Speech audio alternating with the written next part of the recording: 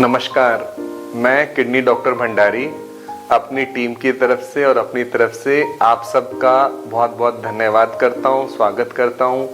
आपके निरंतर सवाल हम लोगों को बहुत प्रोत्साहित करते हैं और इसी क्रम में आपका ये सवाल कि किडनी रोगी के लिए कौन सा अनाज बेस्ट है, इस पर आज हम लोग चर्चा करेंगे। आज मैं आपको ये बताऊंगा कि किडनी रोगी कौन कौन सा अनाज ले सकते हैं, क्या मोटा अनाज लेने से किडनी को कोई नुकसान तो नहीं होता है, और आखिर में हम अनाज को कैसे लें जिससे कि हमें उसका सिर्फ फायदा मिले और कोई नुकसान ना हो। जैसा कि आप सभी जानते हैं कि अनाज हमारे खाने का अभिन्न हिस्सा है, इसी से हमारे को एनर्जी मिलती है।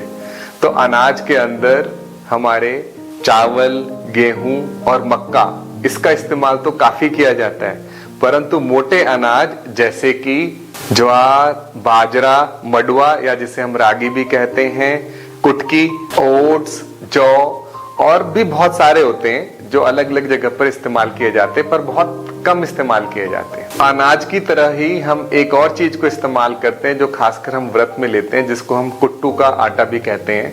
ये लेकिन अनाज नहीं होता है, पर हम इसको अनाज की तरह इस्तेमाल करते हैं। अनाज मुख्य रूप से हमको एक एनर्जी का सोर्स होता है क्योंकि इसके अंदर कार्बोहाइड्रेट होता है, पर अनाज में इसके अलावा प्रोटीन भी होता है और विटामिन्स भी होते हैं, मिनरल्स भी होते हैं, एंटीऑक्सीडेंट्स भी होते हैं।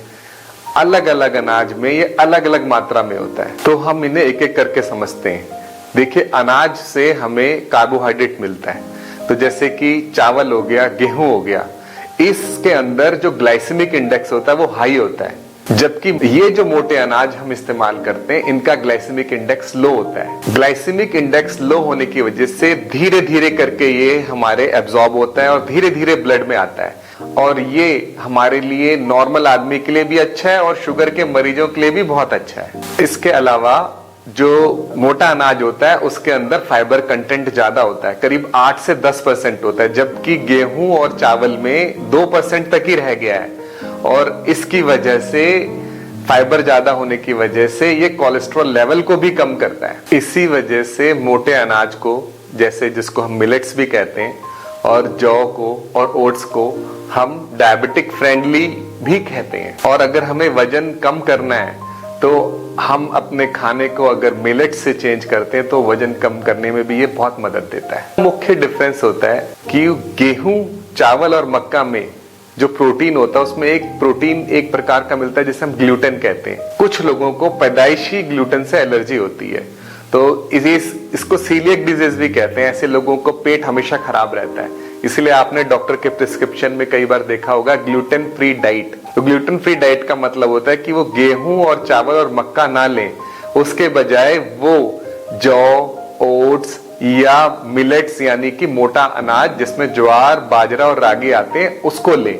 इससे उनका पेट सही रहता है। इसके अलावा मोटे अनाज के अंदर मिनरल्स और विटामिन्स और फाइबर ज्यादा होते हैं, तो हर एक के अंदर अलग अलग तरीके से मिलता है।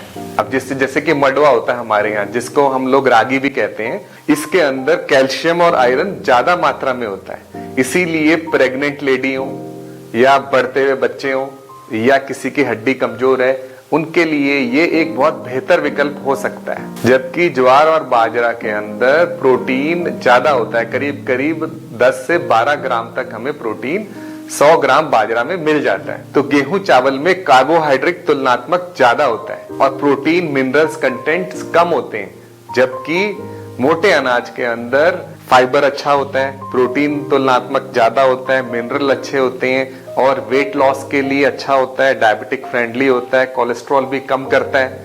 तो तुलनात्मक दृष्टि से हमारे मोटे अनाज काफी बेहतर पाए गए हैं। इसीलिए हमारी भारत सरकार ने वर्ष 2023 को इंटरनेशनल ईयर ऑफ मिलेट घोषित किया, ताकि हमारे लोग ज्यादा से ज्यादा मोटे अनाज का इस्तेमाल करें। तो मोटे अनाज का क्या कोई नुकसान भी होता है? सिर्फ फायदे ही फायदे हैं। इसके नुकसान में आता है कि एक तो ये मोटा अनाज होने की वजह से सब लोग इसे आसानी से हजम नहीं कर पाते, गैस, अपच हो जाती है। दूसरा, इसके अंदर एंटी न्यूट्रिएंट्स होते हैं जैसे कि फाइटिक एसिड, ये उस पूरे अनाज के न्यूट्रिशन को हमारे शरीर में इस्तेमाल होने से रोकता है। इस तरह से उसकी टोटल न्यूट्रिशन वैल्यू कम करता है। और तीसरा, क्योंकि इसके लिए अंदर मिनरल्स ज्यादा होते हैं तो इसमें पोटेशियम और फास्फोरस भी ज्यादा होता है, जो कि किडनी रोगियों के लिए नुकसानदायक भी हो सकता है। तो अब मेन सवाल, किडनी की समस्या होने पर हमें, अगर हम किडनी के मरीज के बारे में सोचें तो भाई उसको ऐसा खाना चाहिए जिसमें पोटेशियम कम हो, फास्फोरस कम हो, आसानी से हजम हो जाए, न्यूट्रिशनल वैल्यू उसकी ज्यादा हो, उसकी शुगर कंट्रोल रहे, उसका कोलेस्ट्रॉल कंट्रोल रहे। तो इसे लेने का जो तरीका है, जैसे हम दालों को भिगोते हैं वैसे ही हम इसे 4 से 6 घंटे के लिए भिगो दें।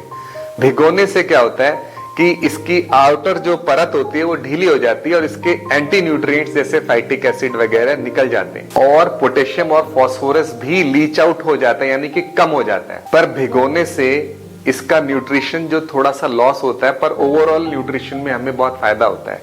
क्योंकि भिगोने के बाद जैसे दालें अंकुरित होती है तो उसके विटामिन और मिनरल्स आसानी से हमारे को अवेलेबल हो जाते हैं, जिसको हम बायो अवेलेबिलिटी कहते हैं। तो न्यूट्रिशनल बायो अवेलेबिलिटी भिगोने से बढ़ जाती है। तो ओवरऑल तो न्यूट्रिशन में हमें फायदा ही होता है। इसके अलावा आसानी से हजम भी हो जाता है, क्योंकि ये एक भीगने की वजह से ये एक फर्मेंटेड फूड की तरह बन जाता है। फर्मेंटेड फूड पर मेरा वीडियो भी है कि कैसे बनता है। तो एक फर्मेंटेड फूड आसानी से हजम हो जाता है और किडनी के लिए काफी फायदेमंद भी हो जाता है। तो भिगोने से हम लोग पोटेशियम कम कर सकते हैं, फास्फोरस कम कर सकते हैं और किडनी फ्रेंडली इसे बना सकते हैं, किसी भी मोटे अनाज को। किडनी स्टेज 1 और 2 में हमारा सीरम क्रेटिनिन नॉर्मल होता है। तो ऐसी स्थिति में हमारा जो किडनी है वो कितने भी फास्फोरस पोटेशियम को आसानी से हैंडल कर सकती है। तो ऐसे लोग कोई भी मोटा अनाज ले सकते हैं, जैसे कि ज्वार, बाजरा, मडुआ, और इसका फायदा उठा सकते हैं। अगर वो अपने खाने में इसको इस्तेमाल करते हैं तो वो उनका एक बेहतर विकल्प हो सकता है। स्टेज 3 यानी जब हमारा किडनी का फंक्शन 60 ml पर मिनट से कम हो गया, और स्टेज 4 और स्टेज 5 में हमारे को किडनी सारा पोटेशियम और फास्फोरस और मिनरल का लोड नहीं निकाल सकती। तो ऐसे में उन्हें मोटे अनाज को बहुत सावधानी से लेना होता है। इसमें जो जौ है, ओट्स हैं और ज्वार है, ये तो मोटे अनाज के तौर पे लिया जा सकता है। गेहूं और चावल, कुट्टू का आटा भी लिया जा सकता है। लेकिन जो बाजरा है और मडुआ यानी रागी है और कुटकी है और अन्य मोटे अनाज पे नहीं लेना चाहिए।